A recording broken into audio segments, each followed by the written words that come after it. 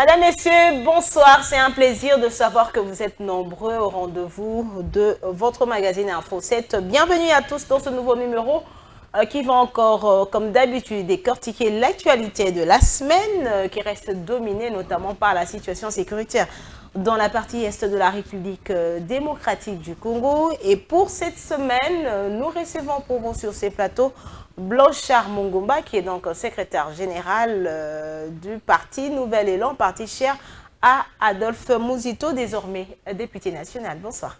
Bonsoir madame. Vous allez bien? Oui, ça va très bien. Et comment se porte votre parti politique? Le parti politique, d'abord merci une fois de plus madame pour l'invitation. Le parti Nouvel Élan se porte à merveille. C'est vrai que on aurait aimé se porter un peu mieux parce que lorsque nous étions allés aux élections, nous étions allés avec l'idée de rafler autant de sièges partant de l'implantation, la capacité de notre parti politique à se déployer sur toute l'étendue de la République. Malheureusement, il s'est fait que les choses n'ont pas tourné telles que nous l'avions souhaité, non pas parce que les partis ne s'étaient pas préparés, non plus parce que les candidats n'étaient pas forts, mais c'est justement parce que la CENI s'est très mal comportée. Alors, vous parlez du comportement de la CENI. Qu'est-ce que la CENI a fait concrètement? Non, mais la CENI a nommé la plupart des députés. Nommé? Et bien sûr. Vous aviez suivi l'extrait de M. Kadima lui-même. Lorsqu'il parle, il dit qu'il a nommé. Mais est-ce qu'on ne peut pas parler d'une erreur qui s'est glissée quand même? Ça peut nous arriver dans la vie. Oui, ça peut arriver. Et pourquoi vous voulez trouver ça, prendre ça comme prétexte que réellement il y a je veux vous donner un cas. Allez-y. Moi-même, j'ai été candidat à la circonscription électorale de la Funa. Les voix à Kinshasa. J'ai obtenu autant de voix lorsque mes collaborateurs, lorsque mes témoins font la ronde des différents bureaux de vote pour aller récolter les voix parce que déjà on avait du mal à obtenir ni les procès-verbaux, moins encore les fiches de résultats qui s'est donné dans les bureaux. Ils ont pu récolter en manuscrit. Ils avaient déjà au-delà de 2000 voix seulement dans la commune des Kalamou, alors que la circonscription électorale de la Funa compte 7 communes. Déjà la commune des Kalamou, quelques bureaux où ils ont pu récolter les voix, ça nous faisait déjà au-delà de 2000 voix. Mais aujourd'hui, je prends juste cet exemple-là pour vous montrer que lorsque la CENI va publier son document officiel pour m'attribuer les voix obtenues dans toute la circonscription, dans tous les bureaux de la circonscription électorale de la FUNA, la CENI m'accorde 1480 et quelques voix. Déjà, ça montre qu'il y a entorse. Je veux prendre un autre cas. Okay. Je quitte la circonscription électorale de la FUNA, je prends la circonscription électorale de Gungu. Nous avons un candidat qui est actuellement d'ailleurs député, Fumwa Panda. Il a fait avec ses fiches de résultats. Lui, il a eu l'avantage d'avoir le fiche de résultats, alors que ça ne s'est donné pas, ça s'est donné difficilement, mais miraculeusement, il a pu obtenir ça. Et lorsque vous comptez, lorsque vous comptez les voix obtenues par notre candidat, le maire élu de la circonscription électorale de Gungu, M. Fumwa Panda, vous verrez qu'il a plus de 30 000 voix dans les fiches de résultats.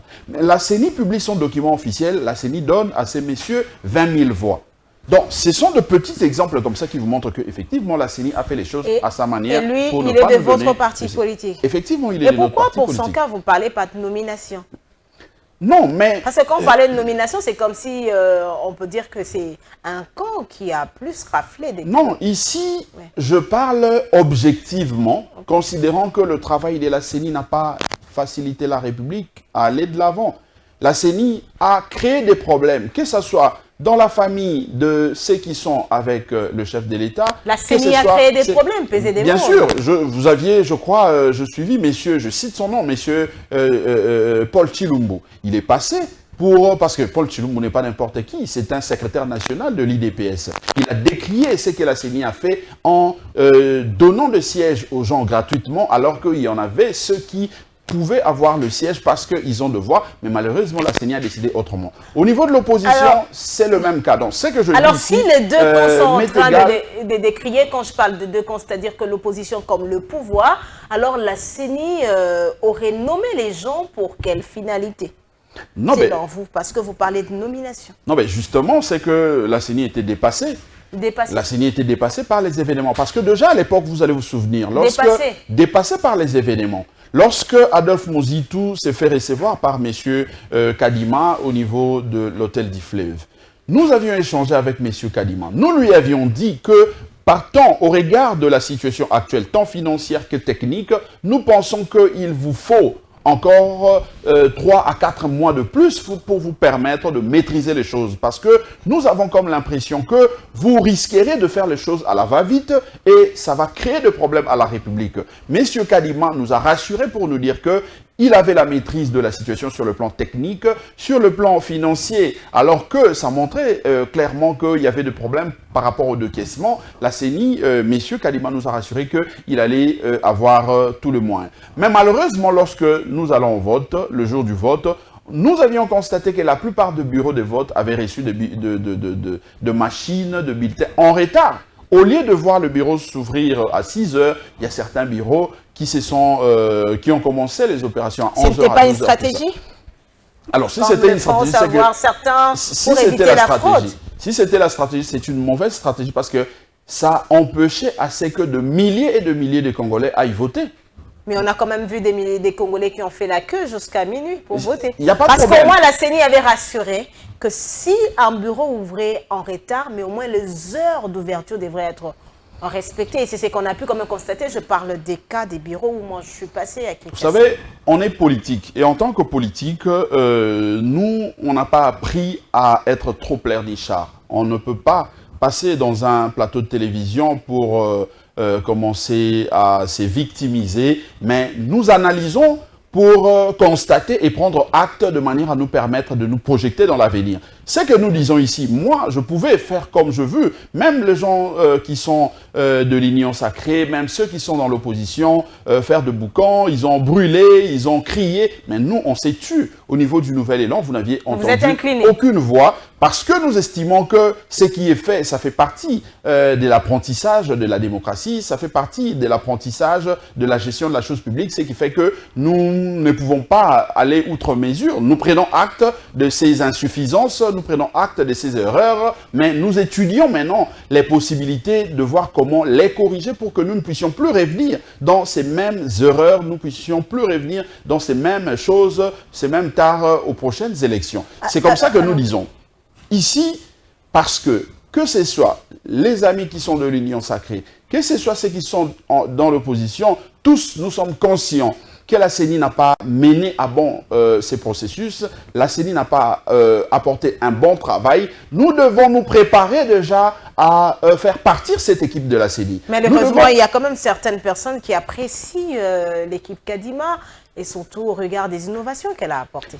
Je crois que les critiques que je porte dans la manière de faire de la CENI n'est pas dans l'absolu.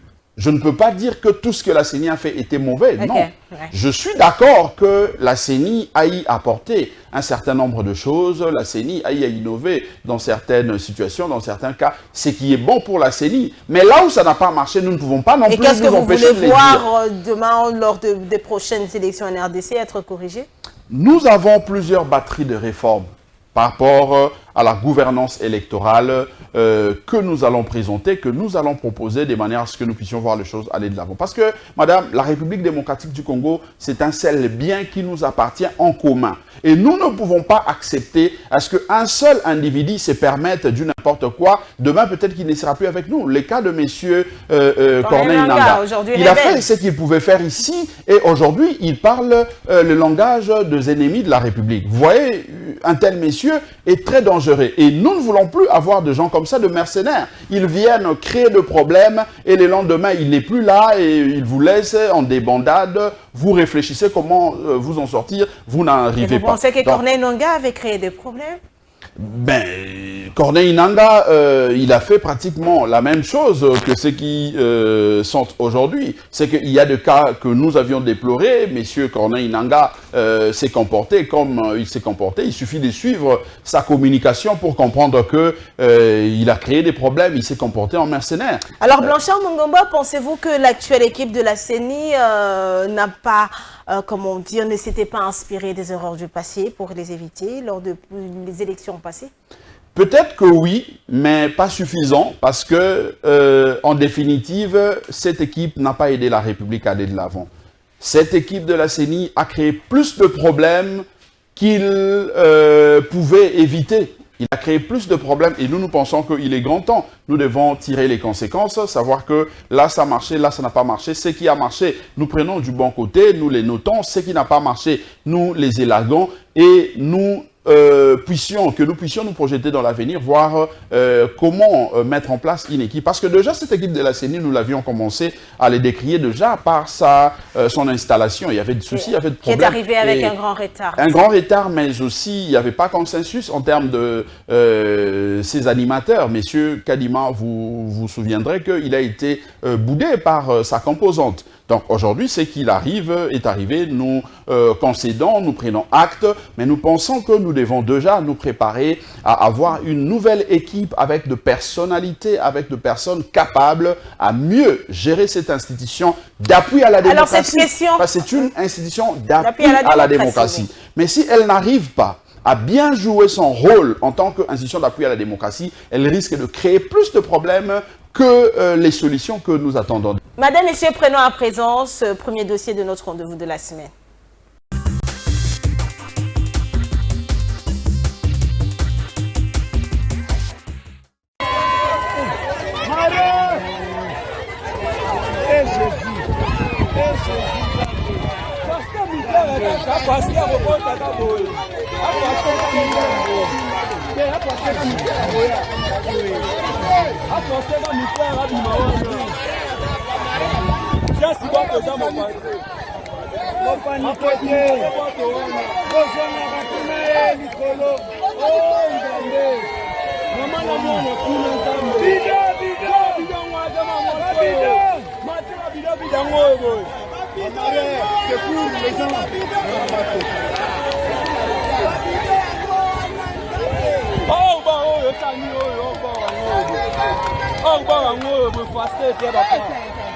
Comment?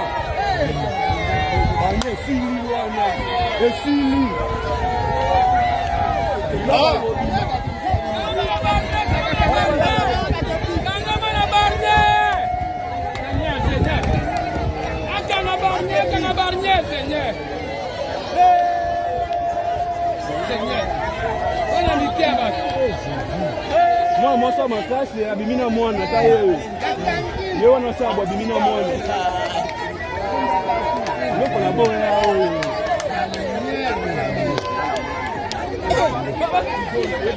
Et ce conclave a réuni à peu près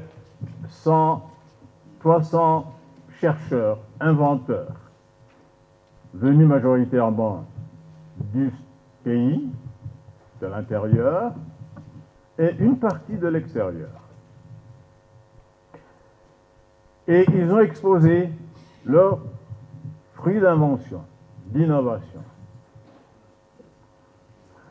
Au bout de 3 semaines, nous avons considéré qu'il y avait 126 inventions, innovations qui pouvaient déjà être considérées comme qualitativement admissibles,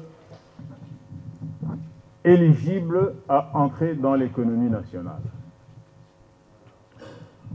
On a approfondi la sélection et au bout de 2 semaines, on a retenu 47 inventions, innovations pouvant être déjà consommées comme produits d'invention, d'innovation par le peuple congolais. Et dans divers domaines, je crois à peu près 8 domaines. On vous les montrera. Le président de la République, qui avait inauguré le conclave et qui l'a clôturé, à la clôture, lorsqu'il a eu le rapport du conclave, il a donné instruction au Parlement et au gouvernement que, à partir de 2024, donc maintenant, ces 47 inventions, innovations congolaises 100% devaient entrer dans la vie socio-économique du Congo. International, aujourd'hui c'est fait rigoler, c'est pas un secret en termes, comme on dit les Quinois, là, nous les vous voyez ma peine dans chant, chanter, mélodie, c'est fait rigoler. Alors RTL aussi, comme c'est qu'on veut passer numéro 1 aujourd'hui, le monde aujourd'hui c'est le monde de l'internet. Nous on a créé Congo Web. Vous savez déjà le web c'est quoi à l'époque? Aujourd'hui nous sommes dans le monde du web, non? J'ai même vu RTL Télévision, j'ai vu voir, bref. Donc la connexion c'est RTL, raison pour laquelle RTL est venu nous voir. C'est mon petit frère, ils sont vieux. Chabani Record, bien que l'âge de ce qu'on ne veut pas, la musique, c'est lui qui a commencé ça dans ce pays avant, voilà, bref, donc RTL est venu remettre officiellement à faire rigoler l'iPhone, la dernière génération. On avait aussi un petit rendez-vous avec notre grand sponsor RTL. Et l'RTL est venu me remettre mon téléphone qu'il m'avait promis. La raison pour laquelle je suis là. Moi, je pense que je ne suis pas seul de le faire. Hein. J'ai été avec les grands frères aussi. Kofi, il était aussi parti. Notre frère aussi. On était à 3, je pense. Les autres artistes aussi qui étaient, ils ont intervenu aussi. Moi, je pense que dans l'ensemble, c'était très bien passé. C'était pour soutenir les léopards. Je suis parti soutenir les léopards. Et comment cela s'est passé? Bon, malgré tout, on n'a pas eu vraiment cette chance, mais bon, moi je pense que notre équipe Léopard a fait quand même ce qu'il y avait à faire. Et on est un peu dessus, mais je pense que nous, on a fait quand même l'effort. Ben, on est dessus, mais on a fait quand même l'effort. Bravo les Léopards.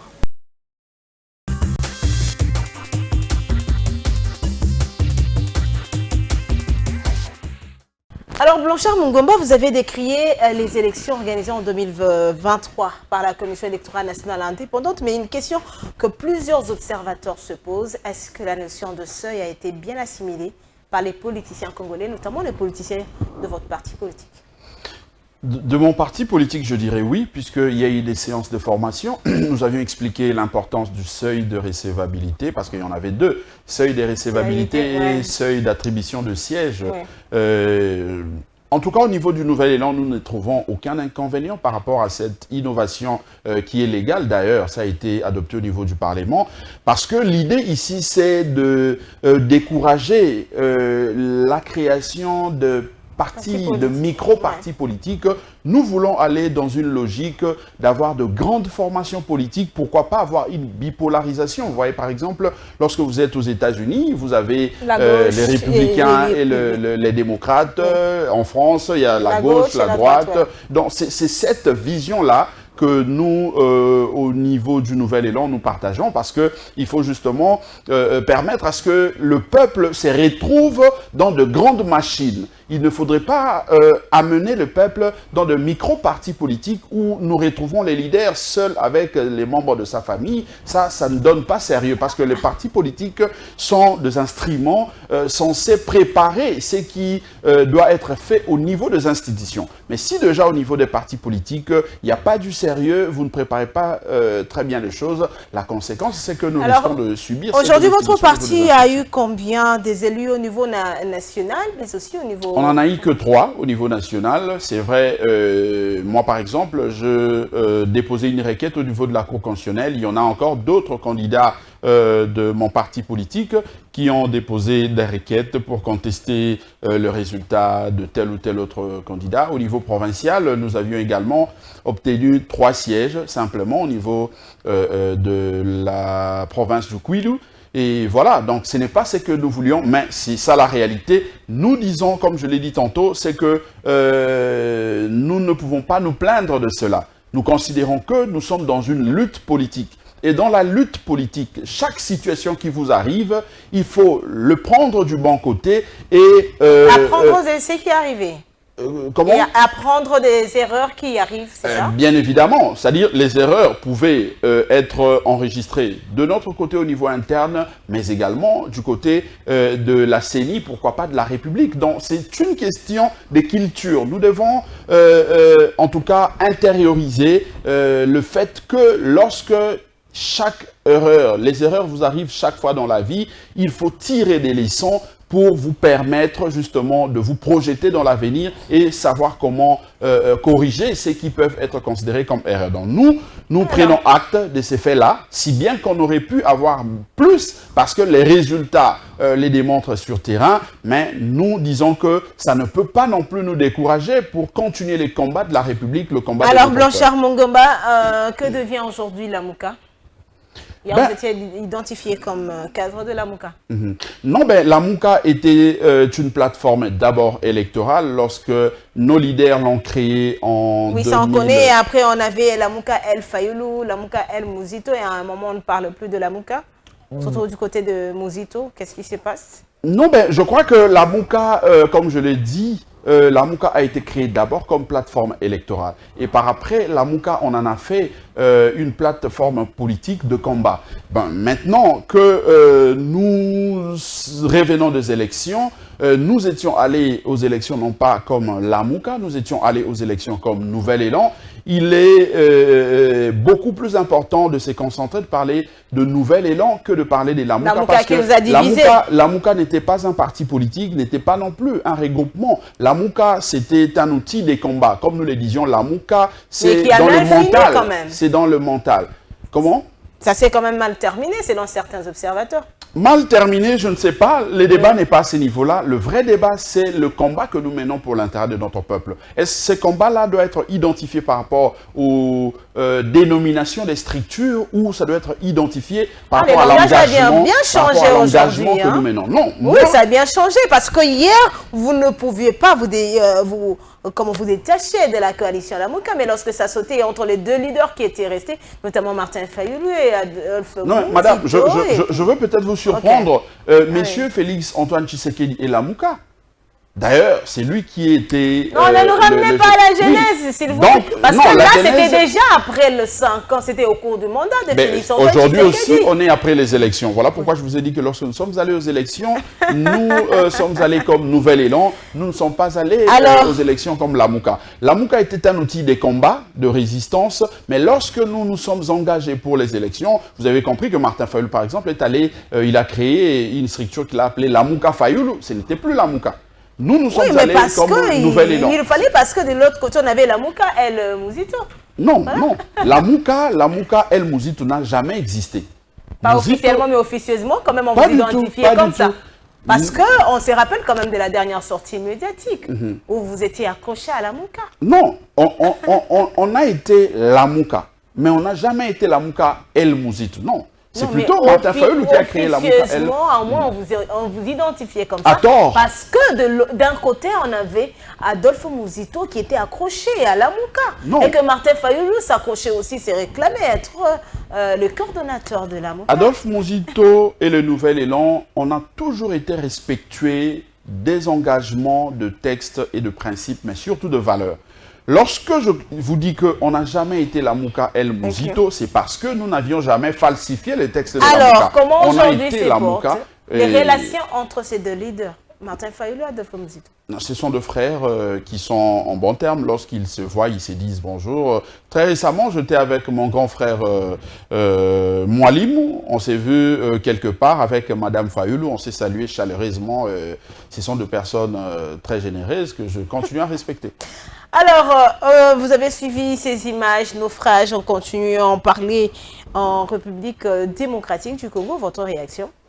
Je crois que nous devons travailler. Voilà pourquoi nous disons que nous avons beaucoup à donner pour la République. J'ai vu ces images-là de naufrage. Je suis un riverain. Je connais la souffrance de mes oncles, mes tantes qui ont perdu la vie dans ces naufrages-là. En tout cas, c'est très malheureux. Mais pourquoi cela arrive? C'est parce que, effectivement, l'État n'a pas mis à la disposition de ces populations les pirogues ou les canaux rapides. Mais il y a eu quand même des décisions qui ont été prises dans ce pays après qu'on ait enregistré. Le vrai problème de notre pays, ce ne sont pas les décisions ou les textes qui manquent. C'est plutôt les personnes qui doivent mettre en application ces lois, ces décisions, ces textes qui existent au profit de notre peuple. Le Congo, c'est un peu un tout au même moment, mais je crois qu'il faut commencer par trouver les hommes. Lorsque vous trouvez les hommes sont capables de vous faire le diagnostic. Quel est le problème qui se pose dans le secteur de transport? Parce qu'aujourd'hui, nous voyons les naufrages, mais hier, il y a quelques années passées, c'était les crashs d'avions, des Antonov et autres. Donc, je crois que si nous mettons de bonnes personnes à la place, ces personnes-là auront la capacité de poser de vraies questions pour nous apporter de bonnes réponses de manière à sauver justement la vie de nos compatriotes. Est-ce que c'est une façon de dire que même Félix-Antoine Tshisekedi n'a pas encore trouvé des vrais hommes, des hommes au vrai sens même du mot? Je crois que c'est toujours possible. C'est toujours possible parce que la République démocratique du Congo a près de 100 millions de Congolais. La République démocratique du Congo a plus de 2 345 000 km². Ça veut dire qu'il aura toujours besoin de hommes. Il aura toujours besoin de ceux qui ont de l'expertise, ceux qui ont en tout cas le côté patriotique pour apporter le meilleur d'eux-mêmes de manière à faire avancer les choses au niveau de la République. Et je crois que ce ne sont pas ces hommes-là qui manquent. Il suffit d'en chercher, il suffit de frapper pour en trouver. Madame, Messieurs, prenons à présent le deuxième dossier de Info 7.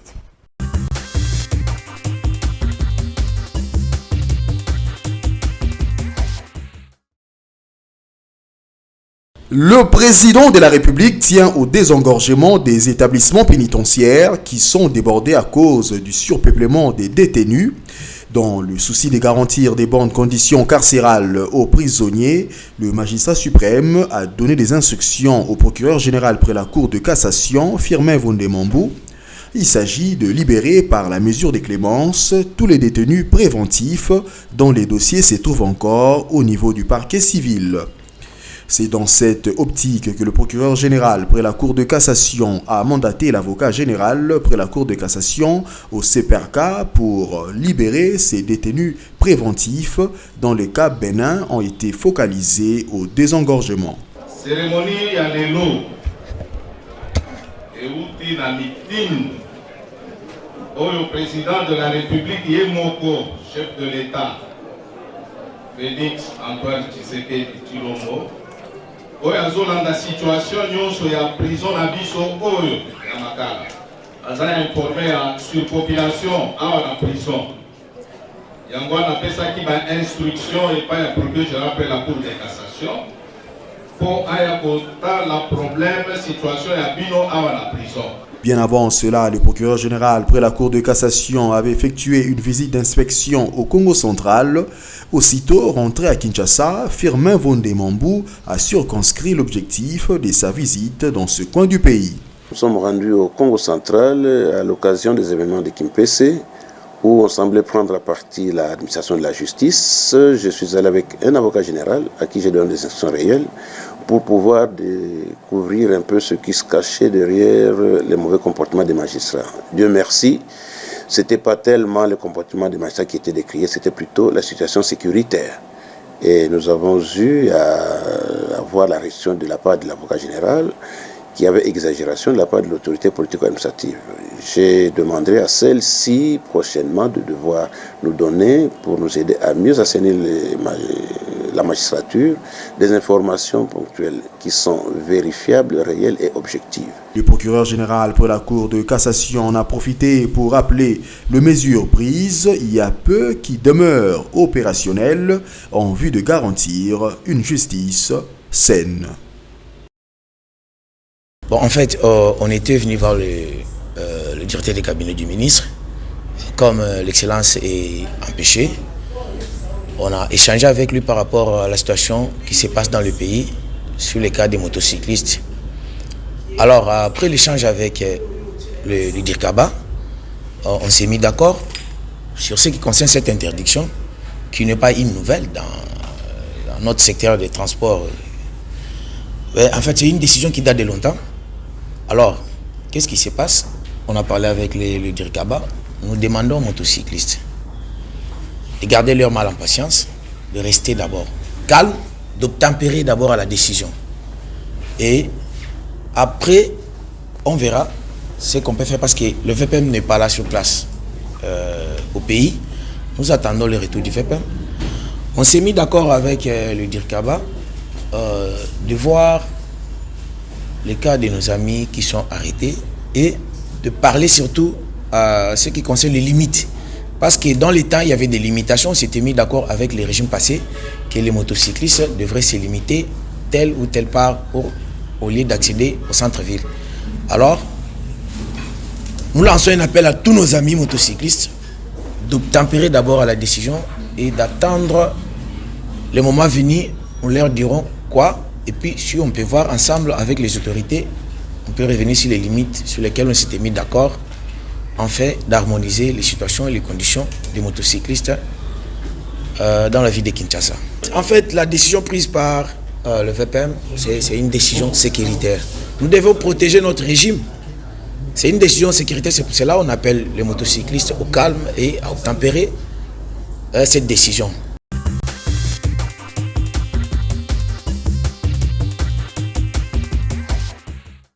Blanchard Mungomba, comment trouvez-vous cette décision interdisant le motard, donc le chauffeur de moto de Kinshasa, mototaxi, d'accéder dans la commune de la Gombe?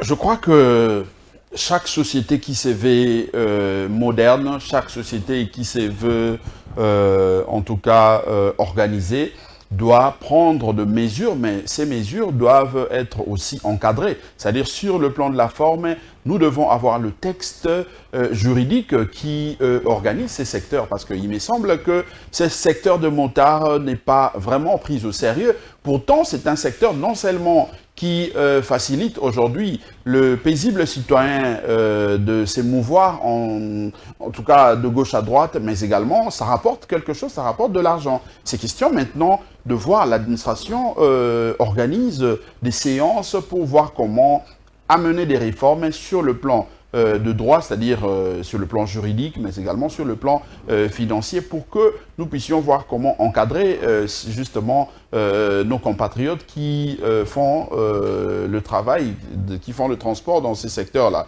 Je me dis que l'idée n'est pas mauvaise, mais comme je l'ai dit, il faut encore bien encadrer cela pour ne pas donner l'impression qu'il y a un acharnement contre ces Congolais. Pourtant, il faut dire que ces métiers ou ces activités des transports de motards aident plusieurs familles. Je l'ai dit, non seulement pour se déplacer, mais surtout les jeunes gens, les familles, il y a plusieurs nombreux qui sont au chômage et ils trouvent de l'emploi en se donnant justement à cet exercice, à ce travail. Et si vous voulez empêcher à ce qu'ils n'accèdent pas à une zone, il ne faudrait pas que ça soit du jour au lendemain, vous vous levez et vous prenez une décision. Non. Et c'est une décision qui a toujours été prise. Hein, chaque fois qu'on a de nouvelles autorités à la tête qui arrivent, cette décision est toujours prise. C'est pas prise, c'est pas la première fois à Kinshasa. Qu'est-ce qui manque réellement pour que ces secteurs-là soient structurés, hein, si je peux le dire comme ça? C'est parce qu'il n'y a pas de politique bien élaborée de chaque secteur.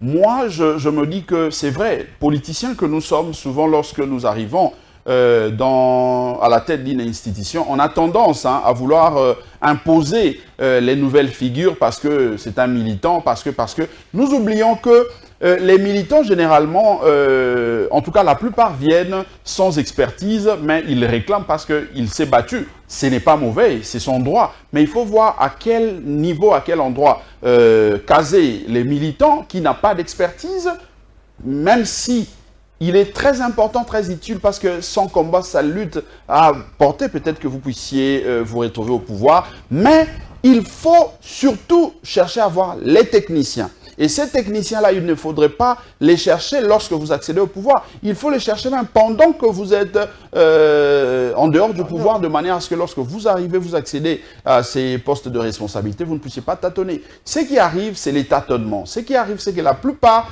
des animateurs des institutions, lorsqu'ils viennent, ils n'ont peut-être pas de l'expertise avérée et ils ne font pas aussi un effort de se faire bien entourer. Parce que ces secteurs-là, moi je me dis, c'est question de bien réfléchir. Nous pouvons résoudre cette question. Pourquoi dans d'autres cieux, ces questions peuvent être bien réglées, mais chez nous, nous ne pouvons pas régler. Pourtant, nous avons les universitaires, nous avons les mêmes personnes qui ont fait de mêmes études que ceux qui sont dans d'autres cieux. Même les embouteillages aujourd'hui, regardez, c'est invivable. Kinshasa, c'est devenu, comme vous venez de le dire, donc très compliqué.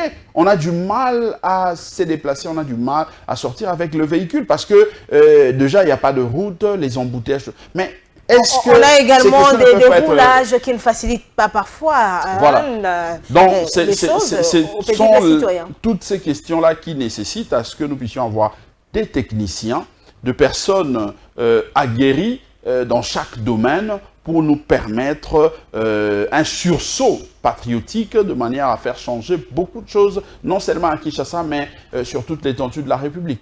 Alors, nous avons suivi le SOS des agents de la société de transport Transco, qui en appelle même à l'intervention du président de la République. Est-ce que même dans les petites choses, il faudra que le président de la République intervienne ?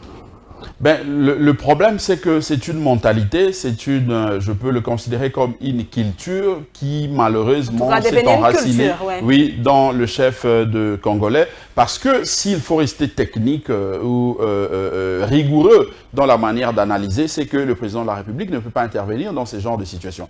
Parce que on a, selon la constitution de notre pays, on a un régime qui est semi-présidentiel.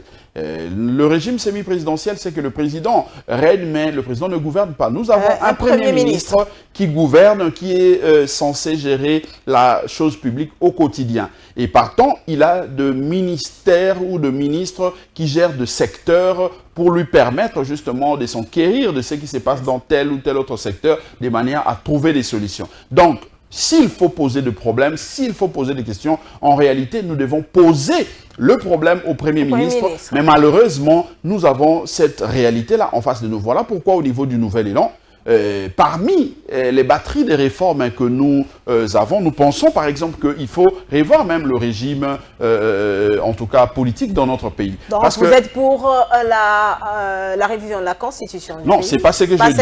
C'est pas ce que je dis. Ça c'est pas encore les débats. C'est vrai, nous pouvons être pour ou contre, mais les débats n'est pas là. Le débat ici, je dis que par rapport à la question posée, c'est-à-dire lorsqu'il y a une situation malheureuse qui arrive dans tel ou tel autre coin, les Congolais ont tendance à se référer au chef de l'État. Pourtant, la constitution de notre pays ne donne pas au chef de l'État le pouvoir de gérer au quotidien pour aller répondre aux préoccupations des populations. C'est plutôt le Premier ministre qui a toutes ses prérogatives de répondre aux desiderata, aux problèmes qui touchent directement notre population. Et c'est justement au regard de cette question que moi je dis ici que le Nouvel Élan pense qu'il est possible que nous puissions adapter notre régime à cette réalité comme tout le Congolais. C'est-à-dire qu'il faut responsabiliser le chef de l'État, faire en sorte que le chef de l'État soit lui seul chef et exécutif de manière à répondre aux besoins de la population congolaise. Ça, c'est un autre débat. Je crois qu'il y aura un moment ou un plateau spécial où nous allons gratuité de la maternité en République démocratique du Congo, on en parle depuis la fin du premier quinquennat du président de la République, Félix Antoine Tshisekedi. Malheureusement, il y a toujours des femmes qui continuent à perdre la mort. C'est le cas d'une femme qui a perdu la mort en voulant donner naissance par négligence du personnel de santé alors qu'elle-même elle était personnel de santé. Vous avez suivi ce cas à Kinshasa? Je n'ai pas vraiment suivi ces cas, mais déjà, tel que vous le présentez là, c'est très malheureux et c'est à la limite très choquant de voir une maman perdre sa vie. Qui n'a pas été, mais on a refusé de l'admettre à l'hôpital, notamment à Ngaliema. Mais c'est malheureux. C'est malheureux et moi je ne sais pas ces secteurs-là comment ça fonctionne, mais nous devons, les députés nouvellement élus doivent travailler de manière à imposer une loi, à proposer une loi qui ferait en sorte que les hôpitaux et centres de santé prennent en charge tous les patients. Il ne faudrait pas, lorsque quelqu'un se présente devant votre centre... Quand tu te présentes, on commence par demander de l'argent. Non. Quand tu n'as pas de l'argent et personne ne te regarde. C'est inadmissible, c'est inadmissible. Parce que la première mission d'un médecin, c'est de sauver la vie. C'est de préserver la vie. Ils ont même prêté serment pour ça. Ah ben oui. C'est le serment d'Hippocrate qu'il prête, je crois que ça rime, ça va dans le sens de préserver la vie humaine. Et la vie humaine, on ne peut jamais la comparer à de billets de banque.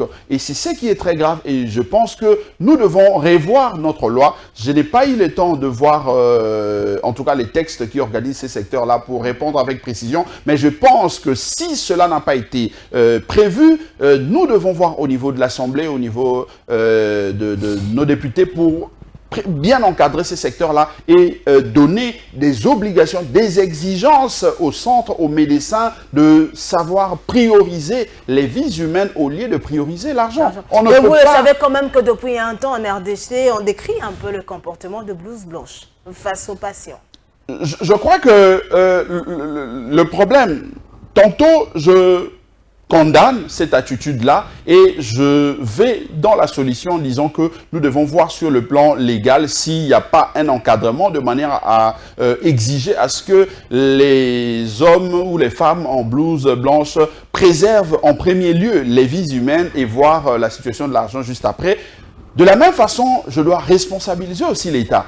Parce que quelque part, s'ils se comportent de la sorte, peut-être c'est parce qu'ils reprochent aussi le fait qu'ils sont impayés. Mais ils ne peuvent pas s'acharner sur le paisible citoyen, même s'ils reprochent à l'État congolais. C'est justement ça le contraste. C'est que pendant que nous leur exigeons le respect de la personne humaine, nous leur exigeons de respecter les serments d'Hippocrate. Et même la constitution de la RDC reconnaît que la vie est sacrée. Est sacrée. Donc c'est justement ça. Alors moi je me dis, nous ne devons pas rester dans une seule position, une seule posture des condamnés. Nous devons condamner, certes, mais nous devons voir qu'est-ce qui constitue ou qu'est-ce qui est à la base de ces comportements. Parce que c'est limité à condamner, c'est être quelque part aussi irresponsable. Nous devons condamner ces comportements, mais nous devons voir, en tant que responsables, qu'est-ce qu'il faut améliorer. Qu'est-ce que nous devons améliorer de manière à permettre justement à ces hommes et femmes, en tout cas en blouse blanche, de se comporter tel que nous les souhaitons. Parce que si nous ne répondons pas aussi à leurs exigences, à leurs devoirs ou à leurs leurs besoins, eh bien, ils risqueraient de se comporter toujours... Alors bien que le gouvernement a quand même réagi, il y a eu des sanctions, notamment du côté de Mama Yemo, mais aussi Ngaliema et Akram, parce que cette dame était personnelle de santé à Akram, mais il faudra que le gouvernement protège le peuple congolais. Je suis d'accord, c'est que la sanction, elle est normale, mais le gouvernement doit voir aussi de son côté qu'est-ce qui n'a pas marché pour que ces personnels se comportent de la sorte. Je crois que de part et d'autre, il y a des responsabilités et nous devons savoir comment nous comporter pour que cela ne revienne plus. C'est une situation qui a été donc vécue dans la capitale, de la République démocratique du Congo, des manifestations contre toutes les structures de la communauté internationale. Les Congolais ont fait entendre leur voix pour exiger donc l'implication de la communauté internationale face à la recrudescence de l'insécurité dans la partie est du pays.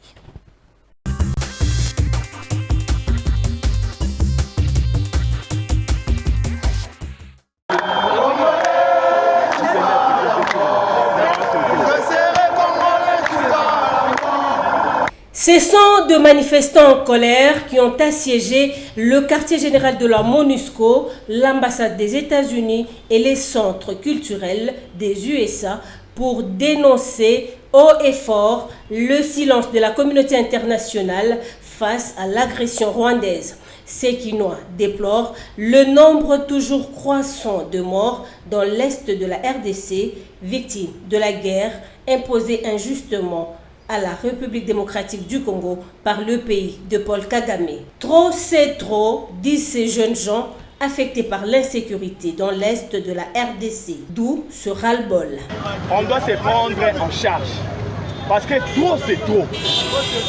Pourquoi cette politique de deux poids deux mesures? Autant la Ukraine est agressée par la Russie. Pour moi, il y a une implication totale de la communauté internationale. Pourquoi pas pour les Congolais? Et en notre lobby, ça doit cesser, ça doit prendre un terme. Nous ne voulons plus de condamnations, des menaces verbales. Nous voulons des actions concrètes. Trop de morts à l'est de la République démocratique du Congo. Ça doit cesser, ça doit prendre un terme. Trop c'est trop. On ne cessera jamais de le dire. Le Rwanda a des velléités expansionnistes. Ils sont là pour prendre une partie, il y a la République démocratique du Congo. Mais ça doit cesser. C'est pourquoi peuple de sa part de diplomatie activiste en France, en Amérique, par même Pologne, comme il continue, avant de côté des ils sont là, bango, ils sont là,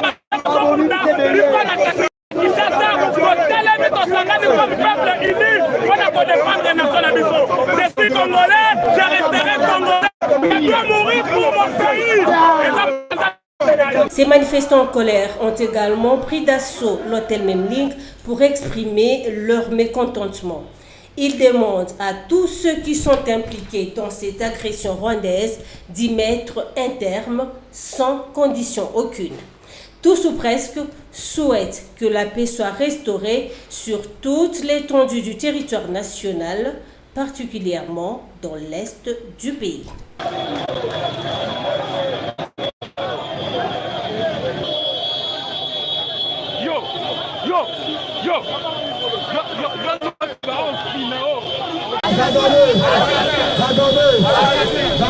Sous un soleil accablant, les membres de la vision tshisekidiste pour le développement ont sillonné des grandes artères de la commune de Barumbu. Un seul motif, dénoncer l'agression de l'Est et de la RDC par le Rwanda, mais aussi lancer un appel à la mobilisation de tous les Congolais quant à ceux. Vous avez dit non au génocide. Vous avez dit non à la balkanisation. Vous êtes un peuple extraordinaire. Barumbu, debout. Barumbu s'est levé comme un seul homme pour dire non aux violences à la région de Kivu, à l'est de la République démocratique du Congo. Les enfants de Barumbu se sont levés comme un seul homme. Ce qui se passe à l'est de la République démocratique du Congo est injuste. L'agression que les Congolais subissent est injuste. Kagame est un méchant, Kagame est un assassin, Kagame est un criminel, Kagame est un terroriste. C'est pourquoi nous avons occupé les rues de la commune de Barumbu aujourd'hui pour dire non à la violence. Au président de la République, chef de l'État, Félix-Antoine Tshisekedi Tshilombo, l'heure est à la réponse du berger à la bergère. Les Congolais sont prêts pour la guerre, a renchéri Amissi Bouchéri, coordonnateur de la VTD. Monsieur le Président, l'heure est arrivée, l'heure a sonné, il est temps de protéger ton peuple, le peuple congolais est avec vous. Nous sommes prêts pour livrer la guerre contre le Rwanda, car nous savons que nous sommes un peuple fort, nous sommes un peuple juste. Nous gagnerons cette guerre, parce que nous n'avons pas volé la terre des autres. Ce sont les autres qui veulent voler notre terre. Notre Dieu est injuste. Félix-Antoine Tshisekedi Tshilombo, il est temps de faire la guerre. Il est temps de mettre le feu pour que les ennemis de notre peuple puissent disparaître. Le peuple congolais a assez souffert. Notons par ailleurs que ce mouvement d'éveil de conscience pour promouvoir les idées du docteur Étienne Tshisekedi Wamulumba promet de revenir dans la rue contre tout acte de tuerie à n'importe quel coin de la République démocratique du Congo, notamment le Kwamut. Place Union ce Congolais a souffert, d'utiliser à côté les mains.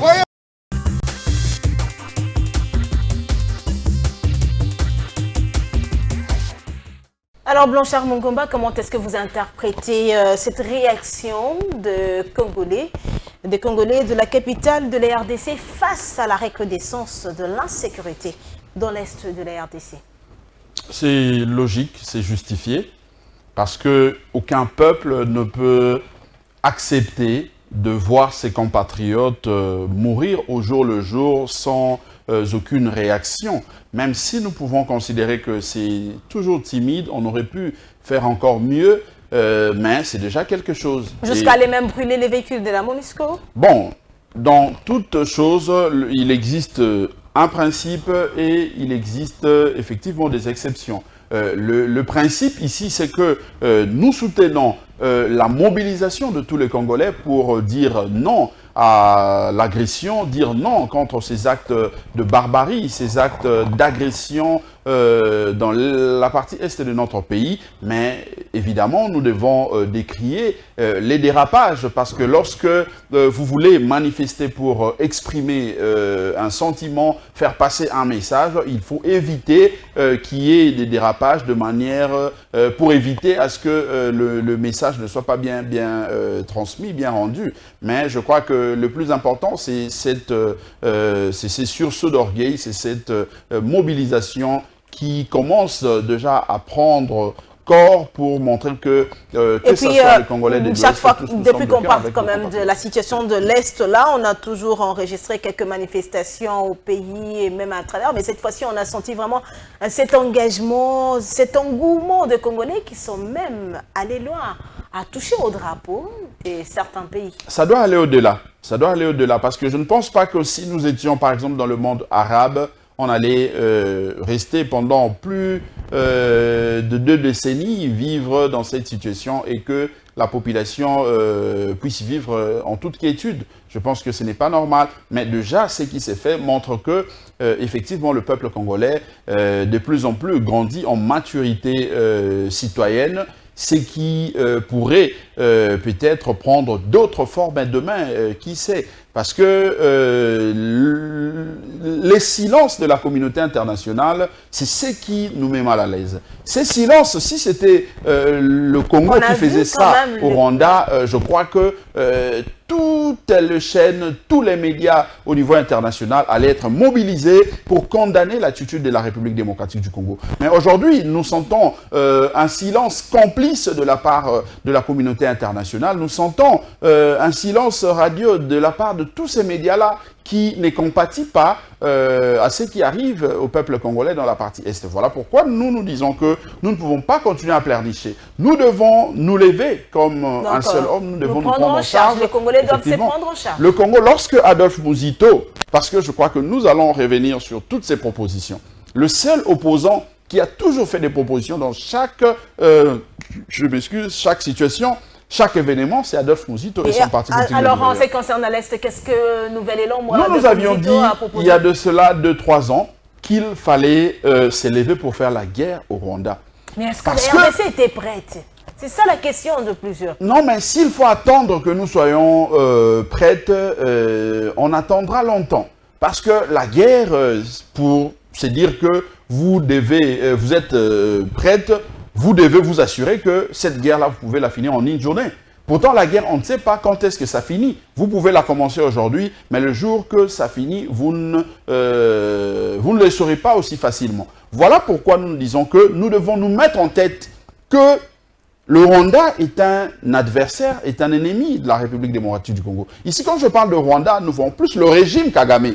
Parce que le peuple rwandais, en réalité, n'est pas l'ennemi du peuple congolais. Mais c'est le régime Kagame qui est un régime sanguinaire, qui est un régime ayant de pensée expansionniste, vouloir occuper les terres congolaises. Et ça, nous disons que nous ne pouvons jamais l'accepter. Si nos pères fondateurs, Lumumba, Kasavubu, Gizenga et tous les autres, n'ont jamais cédé une partie du territoire national, ce n'est pas cette génération de Blanchard Mongomba, de tous ceux qui vivent aujourd'hui, Madame Noëlla, que nous allons accepter de céder une partie du territoire national. Non. Et voilà pourquoi nous devons soutenir l'idée que notre armée doit être prête.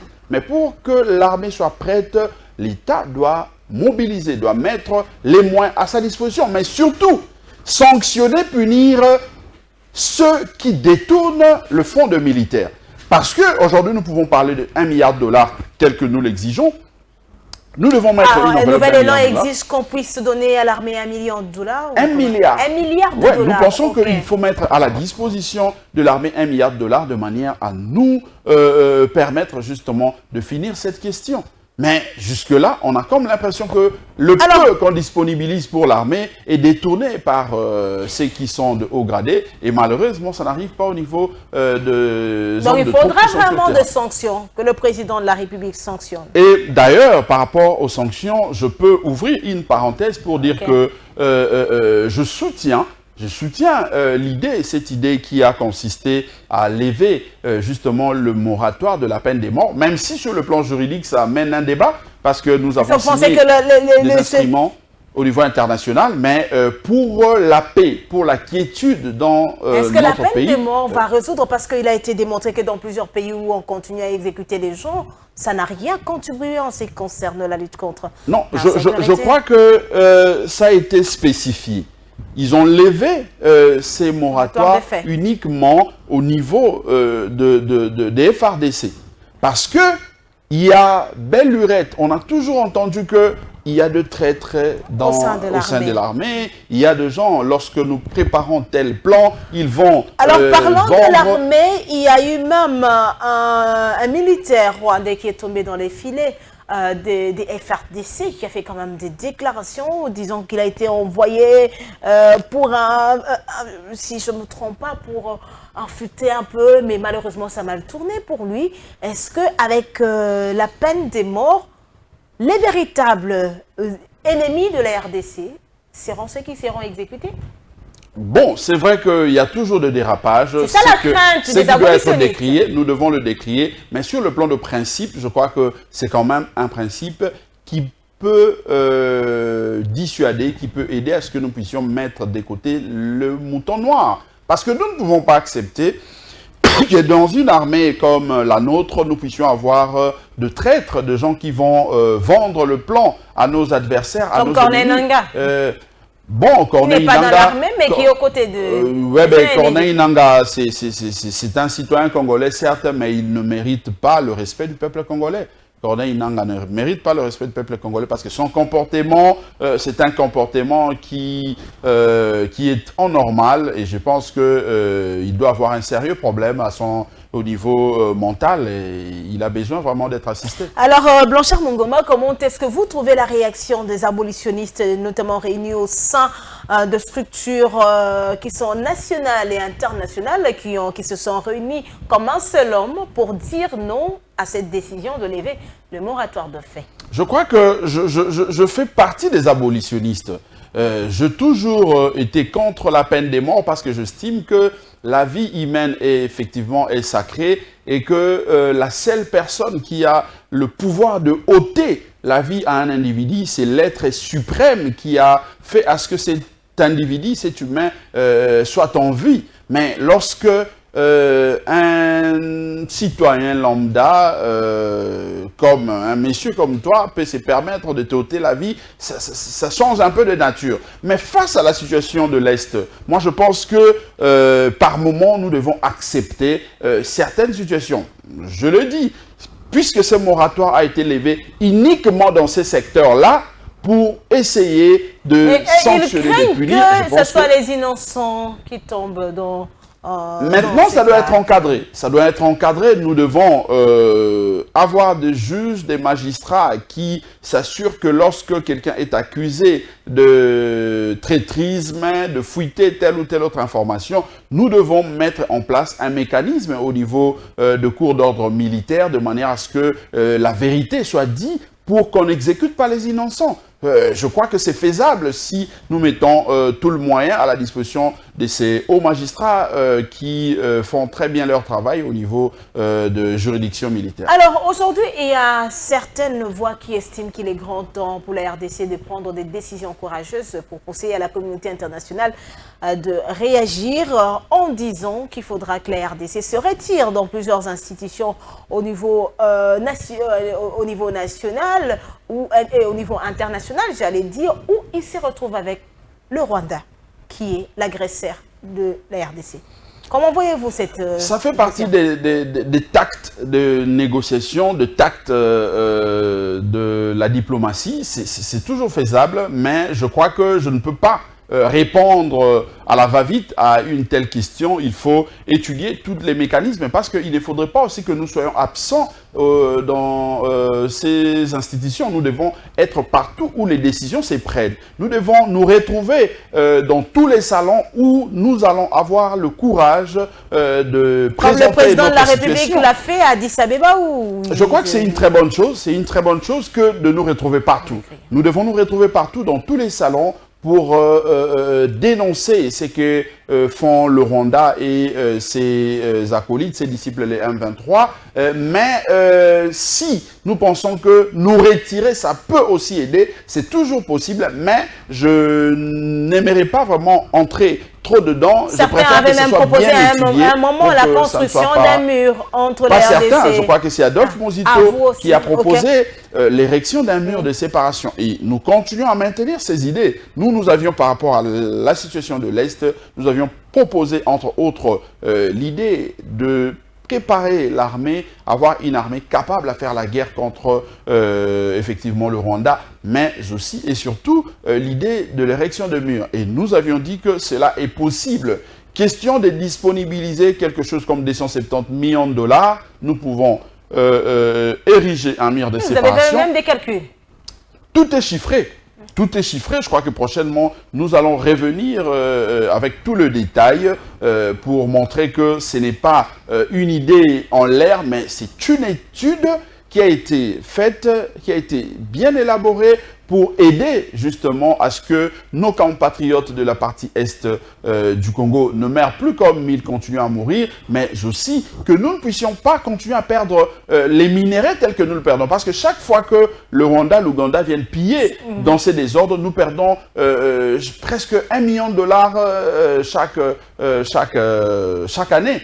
Vous voyez, donc c'est justement ça. Le sang coule pour les intérêts des autres. Pour les intérêts des autres. J'ai vu même une vidéo où Kagame parlait en anglais. Il disait, on nous accuse de piller les minéraux de la République démocratique du Congo, mais nous voyons ces minéraux passer ici, mais ça ne profite pas au Rwanda. Oui, il a dit. Donc c'est pour dire que ceux qui sont les commanditaires sont ailleurs. Le Rwanda est utilisé pour nous narguer, pour continuer à recruter les M23 et tous les autres, mais les vrais commanditaires, les vrais bénéficiaires sont ailleurs. Et nous disons que nous devons menacer le Rwanda, nous devons montrer au Rwanda que nous sommes capables de beaucoup. Regardez, le Congo a 100 millions de Congolais. Oui. Le Rwanda n'a même pas 10 millions de citoyens. Donc, si nous demandons seulement... c'est le Rwanda qui agresse le Congo. C'est le Rwanda qui agresse le Congo. Donc, c'est en normal. C'est là où nous disons que nous devons nous lever. Non seulement l'armée, mais même la population. Et ce qui s'est fait à Kinshasa, c'est une très bonne chose. C'est un très bon message. Nous devons l'encourager. Nous devons même le renforcer, tout en évitant justement les dérapages. Mais du moins, nous devons montrer aux yeux du monde que le peuple congolais est déterminé. Si ça continue, nous pouvons quitter le Congo à pied jusqu'au Rwanda et nous allons faire fuir tout ce monde-là. Alors, mesdames, messieurs, prenons ce dossier qui va nous permettre de continuer avec les échanges autour de la situation sécuritaire dans la partie est de la République démocratique du Congo.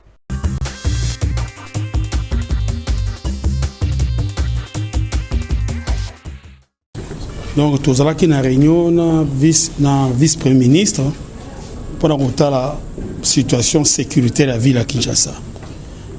Na maïman suma utuko le kamikolo oyo nde na simba décision ya suka ezwami kobana mokolo alelo. C'est-à-dire lobi na tongo tolingi to mona ba motard na centre ville té. Motard auto kuta na centre ville to koboto la moto pe to kangiye to tindi esika asengela zala pona ngonga mulai. Yami Balé, Batu Oyo Batamulora na boulevard Pamba, pas Moussala, on appelle les Cheikh et consorts. Mon côté à mon nation à quatre na boulevard. Ce qui to monié, to kokangaye.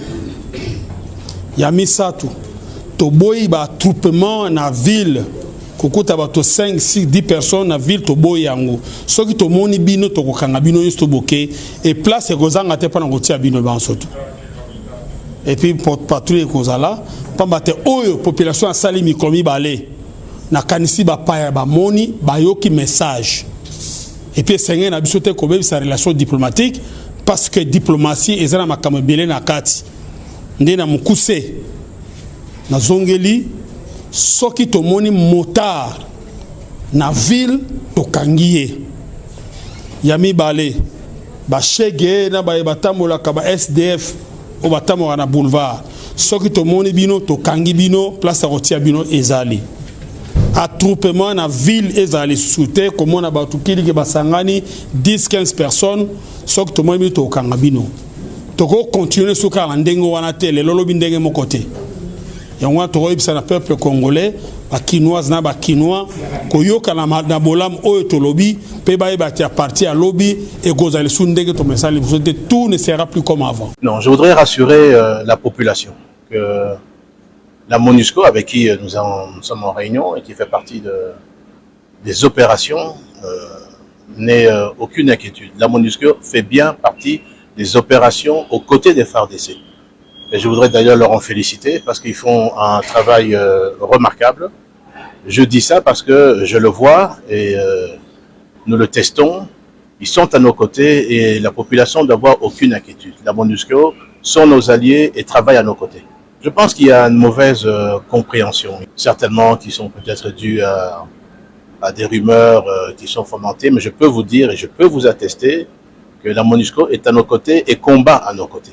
Ça a été discuté encore vendredi en Conseil des ministres et nous acheminons effectivement vers la levée de ce moratoire et nous allons certainement, comme nous l'avons demandé au président de la République, de pouvoir permettre à ce que nous puissions lever ce moratoire pour les questions de trahison au sein des forces de défense et de sécurité. La population de Saké doit savoir que tout est mis en œuvre, comme je l'ai toujours dit, pour la protection des populations de Saké, Goma et tous les alentours et que l'objectif est de reprendre l'entièreté des territoires et de recouvrir l'intégrité territoriale. Je voudrais confirmer qu'effectivement, la SADC et les troupes de la SADC combattent aux côtés de FARDC, aux côtés de tous nos alliés et que je vous confirme qu'effectivement, les éléments de la SADC arrivent tous les jours également et ils se tiennent vraiment à nos côtés et combattent à nos côtés. Le 21 novembre 2023, la MONUSCO et le gouvernement congolais ont signé un plan de désengagement qui explique les modalités du départ de la MONUSCO de la RDC. Ce plan de désengagement stipule que le départ commence par le Sud Kivu d'ici le 30 avril 2024. Et quand je parle de la MONUSCO, il s'agit du personnel en uniforme. La composante civile devra quitter d'ici le 30 juin 2024. Il restera une capacité résiduelle qui travaillera avec les agences fonds et programmes pour la transition du système des Nations Unies. Les agences fonds et programmes du système des Nations Unies vont continuer à mettre en œuvre leurs mandats respectifs et à soutenir le gouvernement congolais et les partenaires congolais dans le cadre de leur travail. Le départ de la mission ne signifie pas, comme nous l'avions toujours dit, un départ du système des Nations Unies. Parallèlement au retrait de la MONUSCO du Sud Kivu, il y a aussi une montée en puissance et en capacité des forces de défense et de sécurité congolaises qui va s'opérer. Et ce qui signifie que la MONUSCO va transférer les bases, mais la MONUSCO aussi va transférer les responsabilités aux forces de défense et de sécurité nationale qui auront, après le retrait de la MONUSCO, la charge de la sécurité et de la protection des civils des zones que la MONUSCO va quitter.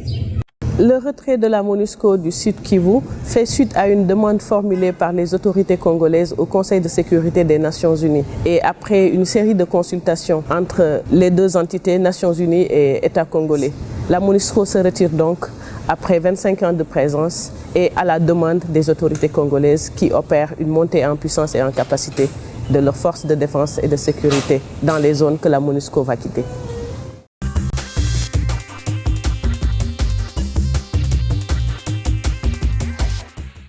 Alors Blanchard Mongomba, comment vous réagissez d'abord à cette décision qui a été prise autour du vice-premier ministre, ministre de l'Intérieur Peter Kazadi, interdisant donc des attroupements, mais aussi la présence des enfants de la rue, communément appelés Chégué, dans la commune de la Gombe, notamment sur le boulevard?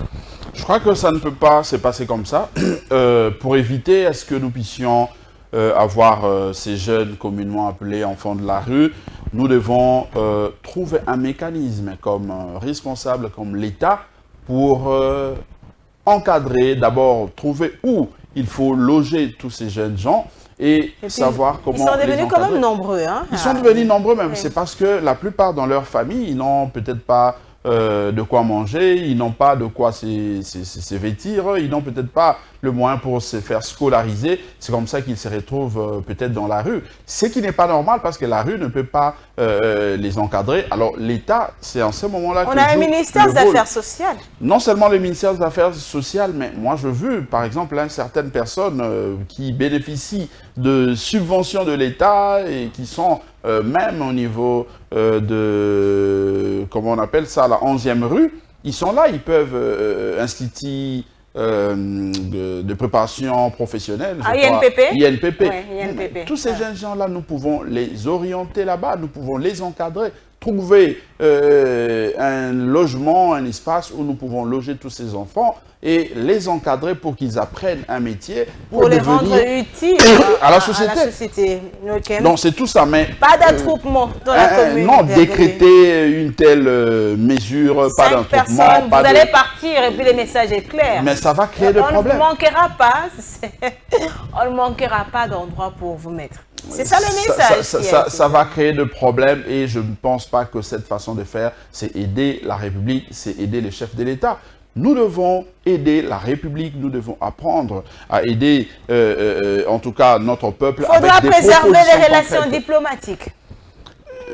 Oui, ben, les relations diplomatiques, qu'est-ce que ça veut dire? Nous devons effectivement préserver les relations diplomatiques, mais nous devons aussi trouver de bonnes mesures pour ne pas créer de problèmes sociaux entre nous au niveau de la ville. Ces enfants-là, s'ils se retrouvent dans la rue, c'est parce qu'ils n'ont où aller, c'est parce qu'ils n'ont peut-être pas de quoi manger. Mais si l'État essaye de prendre ses responsabilités à bras-le-corps, je crois que nous n'allons plus voir ces enfants-là. Il n'y a pas seulement ça, moi je vois même un autre phénomène, ce sont de malvoyants. De malvoyants qui sont un peu partout en train de quémander. Ce sont de personnes, ce sont de responsables. Et c'est devenu une vie normale comme ça. C'est inadmissible. Je pense que le ministère des Affaires sociales... Les autorités passent par là. Les élus passent aussi par là. Les élus passent. Aucune initiative dans ce sens pour protéger ces personnes. Aucune. Et ça, c'est très grave. C'est très grave. Que ce soit au niveau national ou provincial. Aucune.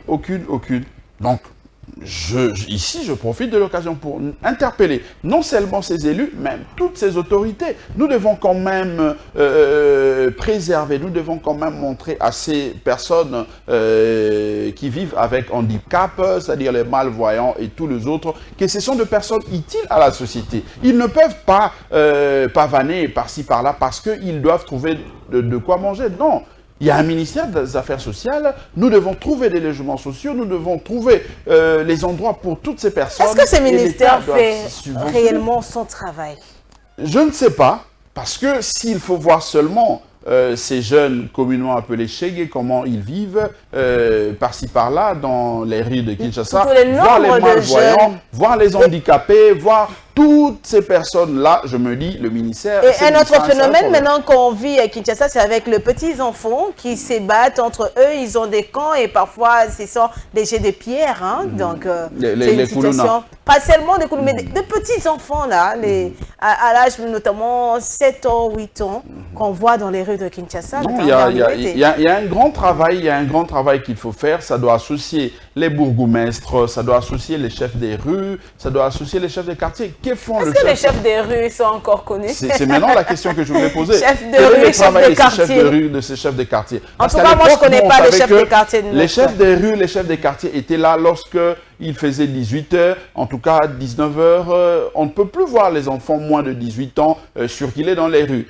Toi, tu es la maman, tu es le papa, tu veux t'acheter un pain, tu veux t'acheter quelque chose, tu dois t'assurer que c'est lui que tu vas envoyer ne puisse pas avoir moins de 18 ans. Au cas contraire, tu vas aller payer des amendes. Parce qu'on l'a arrêté puisqu'il y avait une loi telle qu'on ne pouvait pas voir le moins de 18 ans à ces heures-là. Ce sont des mesures comme ça qui peuvent aider à ce que les choses aillent mieux. Mais s'il faut s'élever un bon matin sans un encadrement juridique, sans avoir les dispositions légales qui protègent cela, vous décidez de ne pas voir les gens se réunir, de ne pas voir les chégués, tout ça. Mais vous aviez mis en contrepartie quoi pour que ceux-là sentent que non, il y a un endroit pour nous, puisque nous n'y allons pas, et bien ici, on va nous arrêter. Si vous ne mettez pas ces alternatives, ils vont continuer à être là, vous allez arrêter, vous allez créer des problèmes, ils vont revenir et ça posera encore un autre problème qui va nécessiter d'autres solutions. Je pense qu'il faut trouver la solution de maintenant. Alors, nous avons vu pendant la CAN cet engouement, ce message fort qui a été donc donné notamment envoyé aux agresseurs par les léopards de la République démocratique du Congo. Héritier Luvumbu, là où il s'est trouvé joueur congolais mais évoluant au Rwanda, a donc été expulsé après son geste patriotique de soutien aux victimes de l'agression rwandaise. Il a été expulsé. C'est un brave. C'est un brave. Oui, il faut saluer ses compatriotes, il faut saluer ces Congolais qui a eu, en tout cas, le courage de passer les messages dans la zone, en tout cas, rouge, parce que le Rwanda, le régime rwandais, s'est déclaré comme un régime agresseur, l'ennemi de la République démocratique du Congo, mais avoir un tel courage sur le sol rwandais pour passer un tel message. Et il n'a pas cité le nom de quelqu'un, mais par ce geste, il a été expulsé. C'est un citoyen qui mérite le respect de tous. Et je crois, puisque j'ai vu le ministre de Sport aller les chercher à l'aéroport, oui. Je crois qu'il sera. Il y a même l'homme d'affaires Abed Achou qu'il a aussi reçu, comme certaines autres. Non, il mérite le respect de tous et il mérite de primes d'encouragement. Ça, en tout cas, il faut le saluer. Parce que le Rwanda, connaissant le Rwandais, connaissant comment ils réfléchissent, connaissant comment ils pensent de la République démocratique du Congo et voir quelqu'un, un joueur en surcroît, prendre un tel courage, c'est en tout cas, il est dit. Mais il n'a pas cité le nom de quelqu'un. Le Rwanda estime que ce n'est pas donc lui qui est derrière le M23. Alors, on voit la réaction de Paul Kagame qui s'oppose au soutien de la MONUSCO à la force de la SADC. Et Paul Kagame a décidé donc d'aller saisir le Conseil de sécurité des Nations Unies. C'est son droit. C'est son droit que d'aller saisir le Conseil de sécurité des Nations Unies, mais je crois qu'il n'aura pas gain de cause parce que la MONUSCO a une mission. Et je crois que par rapport à cette mission, le Rwanda, qu'il accepte ou non, les Nations Unies, le Conseil de sécurité ne va pas justement accéder à cette demande. Au cas contraire, ça sera clairement que la communauté internationale est en train de jouer le jeu du Rwanda. Mais alors, si nous le disons, c'est parce que cette communauté internationale ne prend pas le courage de faire comme ils le font ailleurs. On sait tous que le Rwanda est derrière les M23. Nous savons tous que le Rwanda joue le jeu de l'ennemi pour déstabiliser la République démocratique du Congo. Mais puisqu'il y a ces puissances qui sont derrière le Rwanda, ils n'ont pas le courage de les dire. Ils n'ont pas le courage de les dénoncer. Mais ça sera encore flagrant si le Conseil de sécurité prenait le risque, un tel risque, d'aller dans le sens de Paul Kagame. Mais je sais que le bon sens va, en tout cas, animer ces animateurs du Conseil de sécurité de manière à ne pas... Alors, nous allons prendre le dernier dossier, mais vous pouvez dire un mot. Plus de 20 ans de la présence de la MONUSCO dans l'Est, précisément dans la province du Sud Kivu. La MONUSCO est en train de plier bagages. Je crois que c'était le moment de responsabiliser le fils de la République démocratique du Congo pour que nous puissions nous-mêmes voir comment sécuriser le territoire national. La présence de la MONUSCO, c'est la perte de plus plus, en tout cas, de millions et de millions de dollars que nous perdons chaque fois avec cet engagement. Si le travail sur terrain n'est pas apprécié, je pense que ce n'est que normal que nous puissions revoir justement ces contrats. Mais c'est vrai, il faut le faire aussi méthodiquement, il ne faut pas que ça soit brutal. Nous devons nous assurer que toutes les précautions ont été prises de manière à ce que lorsqu'ils vont quitter cette partie du territoire national, que nous puissions nous assurer qu'il y aura des hommes en uniforme de nationalité congolaise qui seront là en train de faire très bien leur travail pour que nous ne puissions plus compter encore le Congolais qui tombe dans cette partie de la République. Alors, madame, messieurs, on prend ce dernier dossier des Info 7. L'informateur est déjà à pied d'œuvre pour accomplir le travail qui lui a été donc confié par le président de la République, Félix-Antoine Tshisekedi, identifier la majorité parlementaire.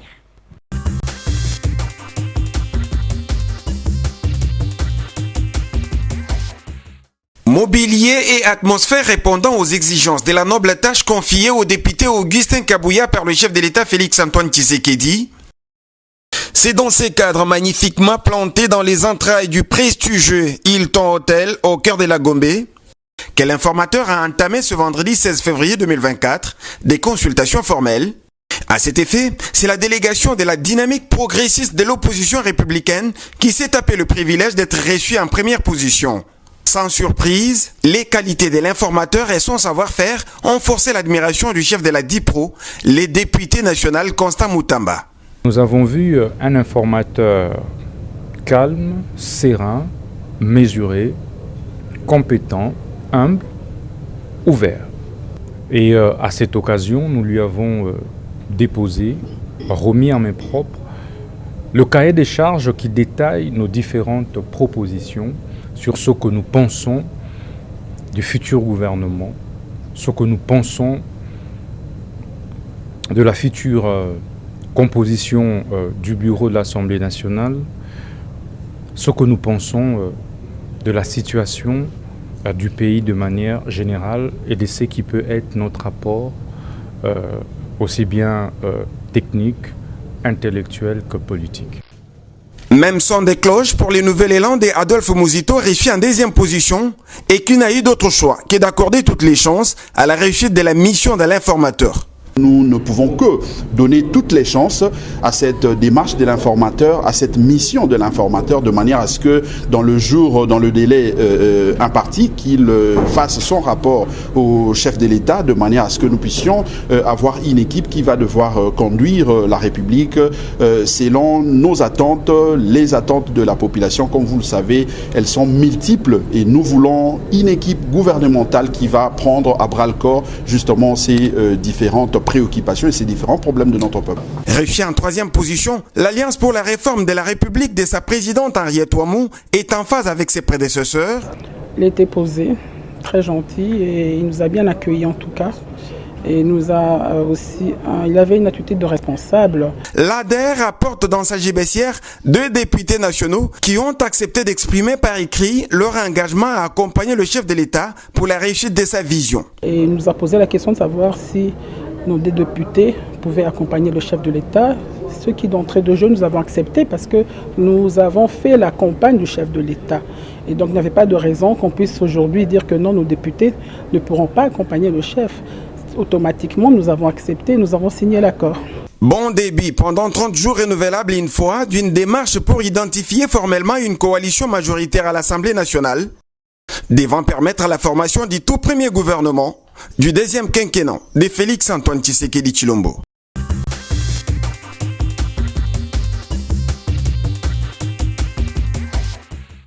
Alors, 37e sommet de l'Union africaine, nous apprenons qu'il y a eu quand même plusieurs jeunes Congolais qui ont été arrêtés pour avoir manifesté leur indignation face au génocide congolais en pleine 37e sommet de l'Union africaine. Ben, je crois que c'est déjà très bien que de voir les compatriotes se mobiliser dans un pays frère pour passer ces messages. C'est très important. Maintenant qu'ils se sont fait arrêter, ils finiront par être libérés. Mais le plus important, c'est que le message est passé. Parce que pour les arrêter, c'est qu'ils se sont sentis menacés. Et tous ces invités, tous ces chefs d'État qui sont venus dans le cadre de ces sommets vont chercher à savoir pourquoi est-ce que ces Congolais ont été arrêtés et le message va passer. Donc moi je pense que c'est cette attitude-là que nous devons, tous les Congolais où que vous vous trouvez, que nous puissions, que nous devons adopter. Nous devons adopter cette attitude pour faire passer le message, pour permettre justement, montrer justement notre soutien à nos compatriotes de l'Est. Alors, Blanchard Mungomba, j'allais dire, on vous a vu avec votre leader, Adolphe Muzito, chez l'informateur, pour être consulté en marge de l'identification de la majorité parlementaire. Alors, lors de sa sortie médiatique, Augustin Kabouya a annoncé la signature d'un acte d'engagement pour tout celui qui va accepter d'adhérer donc à cette majorité parlementaire. Peut-on savoir votre position face à ces consultations? D'abord, merci. Il faut noter que la mission de l'informateur, c'est une mission qui trouve son soubassement ou sa base juridique dans la Constitution, en son article 78. Ce n'est pas une mission qui est venue ex nihilo, ça existe dans la Constitution. Parce qu'il faut faire remarquer que lorsque nous sommes allés aux élections, les entités qui ont concouru étaient les partis politiques et les regroupements politiques. Or, si vous regardez le résultat que la CENI a publié, il n'y a aucun parti politique, moins encore un regroupement, qui a pu obtenir en lui seul une majorité absolue, c'est-à-dire 250 plus 1. Il n'y a aucune liste, aucun parti politique, aucun regroupement. Ce qui fait que lorsque l'article 78, je peux lire rapidement, qui dit « Le président de la République nomme le Premier ministre au sein de la majorité parlementaire après consultation de celle-ci. Il met fin à ses fonctions sur présentation par celui-ci de la démission du gouvernement. » Mais ce qui est intéressant, c'est l'alinéa 2.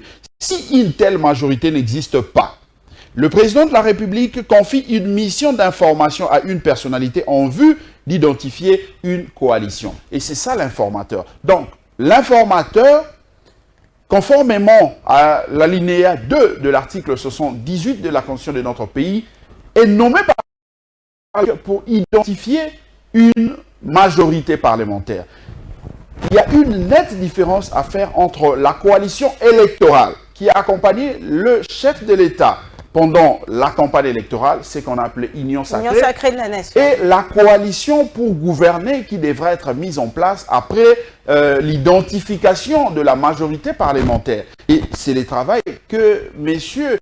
Augustin Kabouya, informateur, est en train de faire. Et pour cela, il a dit dans sa communication que nous venons de suivre qu'il allait consulter tout le monde sans exclusion. Exactement. Et Adolphe Muzito et les Nouvelles Élan, en tant que républicains, lorsque nous recevons l'invitation de l'informateur que M. Augustin Kabouya, nous ne pouvions que répondre pour rester d'abord en marge, pour ne pas aller en marge de dispositions constitutionnelles, parce que n'est pas y aller veut dire que vous reconnaissez qu'il y a une majorité qui existe. Pourtant, il n'y a aucune majorité qui existe parce qu'il n'y a aucun parti politique, comme je l'ai dit, qui n'a pu atteindre 250 plus 1. Voilà. Donc, c'est par rapport à ça que Adolphe Muzito et les Nouvelles Élan étaient allés répondre à l'invitation de l'informateur. Et il faut ici reconnaître qu'on a trouvé un informateur qui maîtrise justement, en tout cas, sa mission. Il est quand même entouré de personnalités parce qu'il a parlé des experts et on a vu de jeunes très, en tout cas, dynamiques, intelligents. J'ai vu messieurs Amissi Makutano, avec qui on a quand même... on a été à la résistance, on s'est battu depuis des années, mais aujourd'hui, voir une expertise aux côtés de l'informateur... Mais lors de ces consultations, on vous a vu aller un peu au-delà, c'est qu'estiment certains observateurs que vous êtes allé au-delà même de la mission en présentant votre cahier de charges. Est-ce le moment? Non, je crois qu'il faut être méthodique et explicite. Lorsque l'informateur vous invite, je ne crois pas que c'est justement pour vous poser la question, oui ou non madame, vous faites partie de la coalition qui sera mise en place. Oui, et vous sortez. Je ne crois pas que c'est comme ça que ça pouvait se passer. Lorsque vous arrivez, l'informateur commence par vous identifier. Vous êtes Nouvel Élan. Vous avez autant de députés. Vous avez autant de députés provinciaux. Nous voulons savoir si, oui ou non, vous voulez faire partie, vous pouvez faire partie de la coalition majoritaire qui va accompagner le chef de l'État de manière à lui donner un instrument. Et l'instrument ici, c'est les gouvernements pour matérialiser sa vision. Un parti sérieux ou un leader sérieux doit commencer par montrer qu'effectivement, tel nombre de députés, certes, mais j'ai aussi une vision. Parce que pour adhérer à la majorité, je dois m'assurer... C'est ce que vous avez fait. Je dois m'assurer que cette majorité-là ira dans le sens de ce que moi je pense ou de ce que moi je comme batterie de réforme pour que nous puissions aller ensemble. Mais si déjà cette majorité sera constituée de personnes qui ne pensent pas la même chose, ça risquerait de créer encore des ennuis. Mais est-ce que vous êtes partant pour cette majorité ? Je crois que ce n'était pas ça la question principale. Pour nous, Nouvel Élan, c'était justement de rencontrer l'informateur, de répondre effectivement... Vous l'avez rencontré, vous l'aviez écouté, vous avez échangé, mais est-ce que vous êtes partant? Parce que c'est en vue d'une majorité parlementaire. Comme je le dis. Ou ce n'est pas encore le moment pour vous de vous prononcer?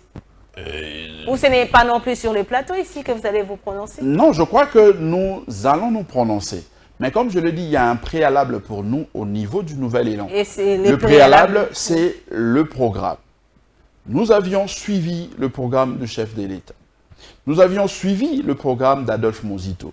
Maintenant, en rencontrant l'informateur, nous lui avions montré notre disponibilité pour la République parce que Adolphe Mosito a été formé pour servir la République. Alors aujourd'hui, on vous identifie comme demandeur de poste. Ben, le poste, on ne peut que demander les postes. Parce que si on a été formé pour servir la République, nous ne pouvons que demander les postes en prouvant notre expertise, notre capacité. C'est ça aussi demander les postes. Alors comment réagissez-vous maintenant, en un mot, parce qu'on est pratiquement à la fin, allez-y. Ce que je veux dire, c'est que la démarche ici est une démarche technique. Nous pensons que l'informateur ira faire son rapport, mais dans son rapport, il dira notamment, il y a tel parti politique, Nouvel Élan par exemple, qui est prêt à servir la République, mais il y a tels éléments. Voyez-vous? Donc, parce que servir la République ne veut pas forcément dire que vous entrez dans la majorité ou vous restez dans l'opposition. Nous pouvons être dans l'opposition républicaine et servir la République. Parce que d'ailleurs, une parenthèse, c'est que le chef de l'État lui-même a dit que il va laisser une ouverture pour les opposants de manière à apporter leur contribution. Nous pouvons aussi être dans la majorité et servir aussi la République. Toutes ces possibilités sont envisageables. Mais maintenant, le préalable, c'est que nous devons nous assurer. Par exemple, lorsque nous disons qu'il faut faire en sorte que la décentralisation soit effective. Il faut faire à ce que les ministères, par exemple, donc, de il y a des préalables. Il y a des préalables en termes de gouvernance. Nous devons nous mettre d'accord autour de la gouvernance, ce que nous voulons comme réforme, ce que nous ne voulons pas, de manière à nous permettre, lorsque nous allons nous prononcer, que nous puissions faire avancer les choses. Alors, c'est complètement fini, mais cette question, il y a plusieurs voix qui estiment que désormais, vous êtes au service du pouvoir. Non, mais c'est quoi être au service du pouvoir? Je ne sais pas comprendre ce terme. Vous êtes avec Félix Tshisekedi, voilà. Non, mais Félix Tshisekedi n'est pas l'ennemi des Congolais. On l'a toujours dit. Félix Tshisekedi, c'est un compatriote, c'est un Congolais comme Adolphe Mosito, comme Madame Noëlla, comme Blanchard Mongomba. Si hier, nous n'étions pas d'accord par rapport à tel ou tel autre sujet, aujourd'hui, c'est normal, c'est possible que nous puissions être d'accord selon que nous avions présenté nos préalables. Adolphe Mosito, Félix Tshisekedi n'est pas l'ennemi des Congolais. L'ennemi des Congolais se trouve dans l'Est du Congo, c'est M. Kagame. Félix Tshisekedi, c'est un compatriote et d'ailleurs, il faut saluer son élection. Parce que Adolphe Mozito l'avait reconnu, les observateurs, si vous aviez suivi, en tout cas, les observateurs, tous ces plusieurs personnes ont reconnu réellement l'élection de Félix Tshisekedi. Il y a eu des problèmes dans la manière d'organiser les élections, mais Félix Tshisekedi a été massivement voté, et ça, il ne faut pas s'en cacher, il faut le dire haut et fort. Partant de cet élément, nous pensons qu'il est possible que nous puissions donner notre expertise, mais en recourant justement au préalable tel que nous l'avions dit. Et pour donner notre expertise, je le dis, nous pouvons le donner tout en étant dans la majorité parlementaire, tout comme en étant dans l'opposition républicaine. Mais tout est question de choix selon ce que nous avons présenté comme merci bien, Blanchard Mungomba. C'est complètement fini pour cette émission Info 7 de ce dimanche. Alors, vous avez 1 minute pour vous adresser à cette population qui a eu encore une fois de plus le plaisir de vous suivre. Je remercie tous ceux qui ont eu l'occasion de nous suivre, surtout mes électeurs de la Funa, circonscription électorale de la Funa, qui continuent à pleurer parce qu'ils auraient aimé voir leurs serviteurs au niveau du Parlement, au niveau de l'Assemblée nationale. Malheureusement, ça n'a pas été ainsi, non pas parce qu'on a démérité, mais c'est parce qu'il y a eu la volonté de certains individus au niveau de la CENI qui ont tranché injustement contre nous. Mais nous disons que cela ne peut pas nous fatiguer, cela ne va pas nous décourager. Nous allons continuer, objectif 2028, nous allons finir par jouer justement ce rôle, exercer cette mission, cette lourde mission que la population de la Funa attend de nous. Mais tous les compatriotes qui nous suivent de partout, nous les saluons, nous leur disons que le plus important dans la lutte, le combat que nous menons, c'est de nous retrouver aux côtés de notre peuple. Et aujourd'hui, si servir le peuple peut rimer avec le fait de marcher ensemble ou non avec Monsieur Félix Tshisekedi, nous pensons qu'il faut le faire, il faut avoir le courage de le faire, pourvu que nous puissions apporter ce qui est de mieux à notre peuple pour son décollage. Merci bien, Madame, Messieurs, c'est complètement fini pour cette émission de ce dimanche Info 7. Notre invité de ce jour, Blanchard Mungomba, est bien, je rappelle, le secrétaire général du Parti Nouvel Élan, parti cher à Adolphe Mozito. Merci bien d'avoir répondu à nos questions et merci à vous aussi de votre attention, de votre participation. N'hésitez pas de nous écrire. Comme d'habitude, envoyez toujours des suggestions et nous allons toujours le recevoir avec plaisir. Et merci de rester fidèle. Je ne cesserai de le dire, Info 7 est une émission de Congo Web Télévision. Info 7, votre émission. Info 7, notre émission. Merci de rester fidèle à la chaîne Haute Définition. Et bien, c'est l'heure. Au revoir et à la prochaine.